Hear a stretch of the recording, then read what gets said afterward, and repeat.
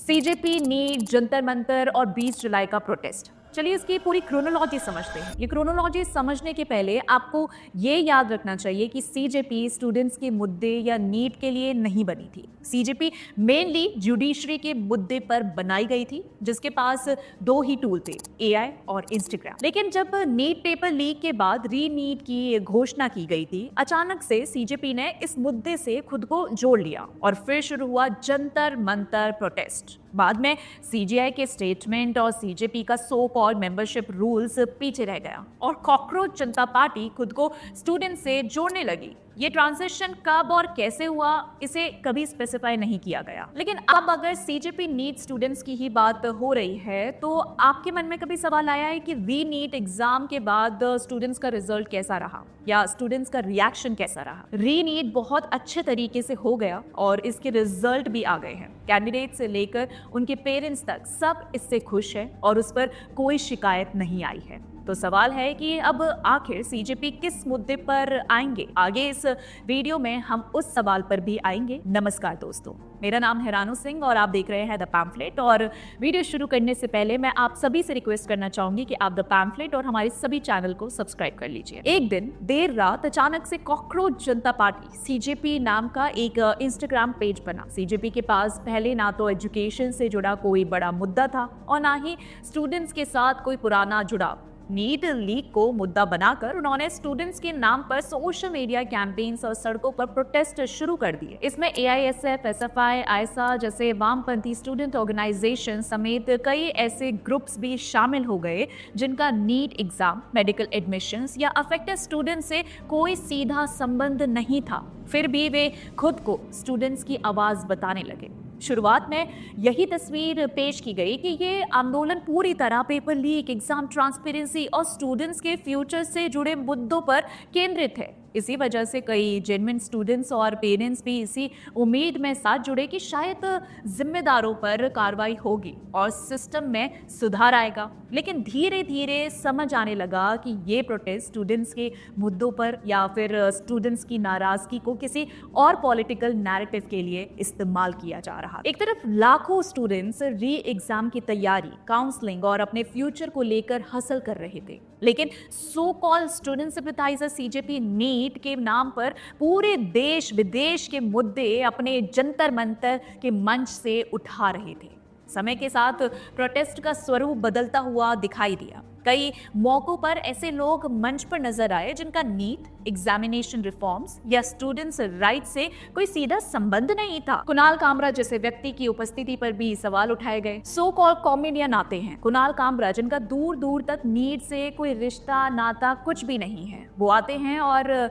मंच से बोलते हैं सीता का पति, इस टाइप की टिप्पणियां देते हैं। इसी दौरान कुछ वीडियोस और स्पीचेस सोशल मीडिया पर वायरल हुए जिनमें बस नाम रहेगा अल्लाह का, ब्राह्मणवाद से आजाद, आरएसएस मुर्दाबाद और हम नहीं हैं हिंदू जैसे नारे सुनाई दिए। कुछ स्पीकर्स के बयान हिंदू आस्था और परंपराओं को लेकर भी विवाद का विषय बने।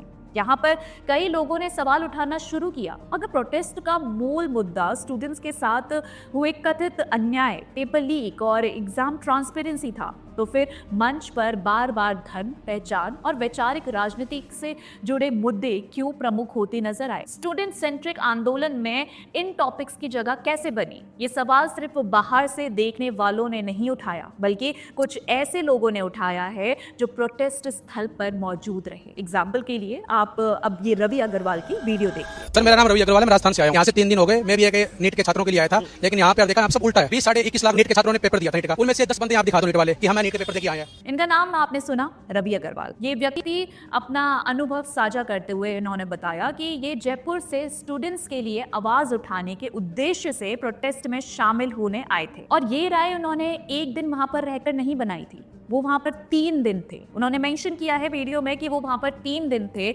उसके बाद उन्होंने देखा कि वहां की सच्चाई क्या है। सोशल मीडिया पर ऐसे कई अन्य वीडियोस हमको मिले, आप स्क्रीन पर देख सकते हैं। ये अलग अलग लोग प्रोटेस्ट के बारे में अपने अनुभव बताते हैं और इसी तरह के सवाल उठाते नजर आए। इसी बीच सरकार ने भी पेपर लीक मामले पर कदम उठाए। मई 2026 में ये घोषणा की गई कि ओरिजिनल नीट यूजी एग्जाम के दौरान पेपर लीक हुआ था और कुछ स्थानों पर प्रश्न पत्र टेलीग्राम जैसे प्लेटफॉर्म्स पर सर्कुलेट हुआ था। इसके बाद एग्जाम की क्रेडिबिलिटी और स्टूडेंट के फ्यूचर को ध्यान में रखते हुए पूरी परीक्षा को रद्द करने और सीबीआई जांच के साथ नेशन वाइड री एग्जामिनेशन कराने का फैसला लिया गया। जून 2026 में री एग्जाम कंडक्ट कराया गया, जिसमें enhanced security arrangements, CCTV monitoring और मल्टी लेयर वेरिफिकेशन जैसे मेजर्स लागू किए गए। री एग्जाम के बाद रिजल्ट्स भी घोषित हुए और काउंसलिंग तथा एडमिशंस की प्रक्रिया आगे बढ़ने लगी।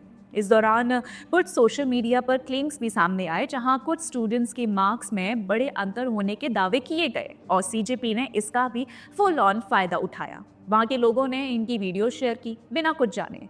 फिर एनटीए ने इनमें से कई क्लेम्स को फैक्ट चेक करते हुए कहा कि कुछ वायरल ये जो स्क्रीनशॉट्स हैं और स्कोर कार्ड्स हैं वो फॉर्ज्ड हैं और मैनिपुलेटेड थे। एजेंसी ने कहा कि ऑफिशियल रिकॉर्ड्स और ओएमआर डेटा के आधार पर ही फाइनल रिजल्ट्स तैयार किए गए हैं। उन्होंने सारे डॉक्यूमेंट्स प्रूफ के साथ सब कुछ लिखा है। लेकिन इस दौरान एक दिलचस्प कॉन्ट्रास्ट भी देखने को मिला। एक तरफ लाखों जेन्युइन स्टूडेंट्स थे जो सोशल मीडिया कैंपेन्स और पॉलिटिकल डिबेट से दूर रहकर लाइब्रेरीज, कोचिंग इंस्टीट्यूट्स और अपने कमरों में बैठकर री एग्जाम की तैयारी कर रहे थे। उनका फोकस सिर्फ एक चीज पर था, दोबारा मिले मौके का पूरा फायदा उठाना और अपने मेडिकल कॉलेज का सपने को बचाना। रिजल्ट आने के बाद भी ज़्यादातर स्टूडेंट्स काउंसलिंग, डॉक्यूमेंट वेरिफिकेशन और एडमिशन की प्रक्रिया में व्यस्त और कई घर में खुशियां मना रहे हैं। किसी के पास मीडिया इंटरव्यू के लिए जा रही है तो किसी की कोचिंग सेंटर फुल सेलिब्रेट कर रही है। दूसरी तरफ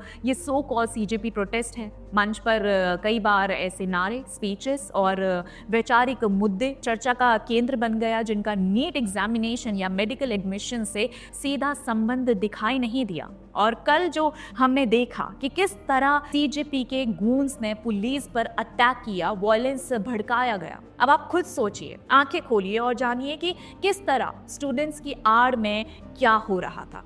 अब इस पर आपके क्या विचार हैं, कमेंट बॉक्स में ज़रूर बताइएगा। और वीडियो पसंद आई हो तो लाइक, शेयर और चैनल को सब्सक्राइब करना मत भूलिएगा। इसी के साथ मिलते हैं अगले वीडियो में, तब तक के लिए जय।